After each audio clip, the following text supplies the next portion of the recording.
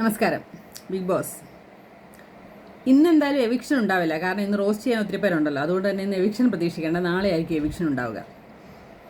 ആര്യൻ തന്നെയാണ് evict ആയിരിക്കുന്നതെന്നാണ് Facebook വഴിയും മറ്റേ യൂട്യൂബ് വഴിയും അല്ലെ അങ്ങനെയുള്ള സോഷ്യൽ മീഡിയ വഴിയും ഒക്കെ നമ്മൾ അറിയുന്നത് ആര്യനാണ് എവിക്റ്റ് ആയി പോകുന്നത്.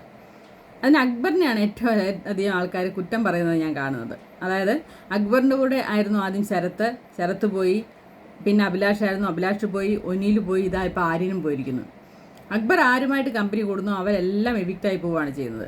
അതിൻ്റെ പുറകിലത്തെ കളി അക്ബറാണെന്നാണ്. അക്ബറാണ് ഇവരെ കൊണ്ടെല്ലാം മോശം പ്രവൃത്തികൾ ചെയ്യിപ്പിക്കുന്നതെന്നൊരു പ്രചരണമാണ് ഞാൻ സോഷ്യൽ മീഡിയയിൽ കാണുന്നതാണ് കേട്ടോ. ഇത് എൻ്റെ സ്വന്തം അഭിപ്രായമല്ല, കാണുന്ന കാര്യം ഞാൻ പറഞ്ഞതാണ്.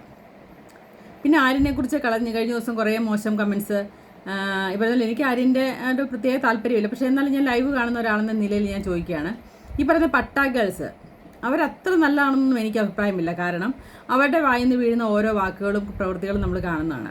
ഇന്നലെ തന്നെ കാറിൻ്റെ ടാസ്ക് കഴിഞ്ഞിട്ട് ഞാൻ കണ്ടില്ല, വെളുപ്പിനെ ഈ പറഞ്ഞ ആദിലയും നൂറയുമായിട്ട് ഒരു ഇഷ്യൂ നടന്നെന്ന് പറയുന്നു. അതേപോലെ തന്നെ കഴിഞ്ഞ ദിവസം ഇതുപോലെ ആര്യനെക്കുറിച്ച് മോശമായിട്ട് സംസാരിക്കുന്ന ഒരു ഇഷ്യൂ, ആദിലയുടെ ഭീഷണിയും ഭാവമാറ്റവും ഒക്കെ നമ്മൾ കണ്ടതാണ്. അതുപോലെ തന്നെ അനുമോളുടെ ഓരോ പ്രവൃത്തികളും നമ്മൾ കാണുന്നതാണ്. ഇന്നലെ നൂറ അനീഷിനോട് ചെയ്ത കാര്യങ്ങൾ നമ്മൾ കണ്ടതാണ്. അതിനകത്ത് ആര്യനും ഉണ്ടായിരുന്നു. ഇതൊക്കെ ശരിയാണ്, സംഭവമൊക്കെ ശരിയാണ്. പക്ഷേ ആര്യൻ്റെ ഭാഗത്ത് കുറേ നല്ല കാര്യങ്ങളുണ്ട്, അത് പറയാതിരിക്കാൻ പറ്റില്ല. ചെറുക്കനെ പാൽക്കുപ്പിന്നും അതും ഇതൊന്നും ഒക്കെ വിളിക്കുന്നുണ്ട്. പക്ഷേ ചില സമയത്ത് വളരെ പക്വമായിട്ടാണ്, അതായത് ആര്യൻ്റെ ആഹാരം എടുത്ത് കഴിക്കുമ്പോഴൊക്കെ ആര്യൻ പ്രതികരിക്കുന്ന രീതി, ആ സ്ഥാനത്ത് അനുമോളൊക്കെ ആയിരുന്നെങ്കിൽ ഏത് രീതിയിലായിരിക്കും പ്രതികരിക്കുന്നതെന്ന് ആലോചിച്ച് നോക്കിയേ. ഇതൊക്കെ പാർട്ട് ഓഫ് ദി ഗെയിമാണ്. സാരമില്ല, കഴിച്ചോ, ആഹാരമല്ലേ കഴിച്ചോ എന്ന് പറയുന്നുണ്ട്. അഭിനയമായിരിക്കാം ഒരു പക്ഷേ എന്നിരുന്നാലും അത് വളരെ മാന്യമായിട്ടാണ് അതൊക്കെ ഡീൽ ചെയ്യുന്നത്. ഇന്നലെ തന്നെ ആദിലൻ നൂറയുടെയൊക്കെ കാല് പിടിച്ച, അനുമോളുടെയൊക്കെ കാല് പിടിച്ച് ഈ പറഞ്ഞ പോലെ വെസൽ കഴുകാനൊക്കെ പറയുന്നതും, അവർ പറയുന്ന പോലെ ഈ ചാലിക്കടിക്കല കുഞ്ഞുരാമ എന്ന് പറഞ്ഞ പോലെ അവർ പറയുന്ന കാര്യങ്ങളൊക്കെ ചെയ്ത് അവരെ കൊണ്ട് ചെയ്യിപ്പിക്കാൻ ശ്രമിക്കുന്നത് നമ്മൾ കണ്ടതാണ്. ഈ 3 പേരും ക്യാപ്റ്റൻ ആയ പിന്നാണ് ആർക്കും ഒരു പണിയും ചെയ്യാത്തത്. അതിനു മുമ്പ് വരെ അവരെല്ലാ കാര്യങ്ങളും കൃത്യമായിട്ട് ചെയ്യുമായിരുന്നു.